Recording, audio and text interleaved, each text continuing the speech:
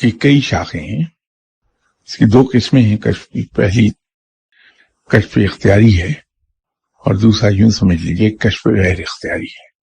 कश्फ गैर इख्तियारी वो है कि जिसमें साहिब कश्फ वो कहीं भी बैठे हुए, चलते हुए, बात करते हुए उन पर कश्फ तारी हो जाएगा और वो चीजें देखने लगेंगे अल्लाह की रहमत के सदके। लेकिन अगर वो चाहें कि वो अपनी मर्जी से हालत कश्फ में दाखिल हो जाए तो वो नहीं हो पाते। कुछ औलिया किराम ऐसे गुजरे हैं जिनको अल्लाह ताला ने अपनी रहमत के सदके ये चीज अता फरमा दी कि जब चाहें हालत कश्फ में चले जाएं और चीजें देख लें। एक खालिसन रब की रहमत पर इसका इन्हिसार है।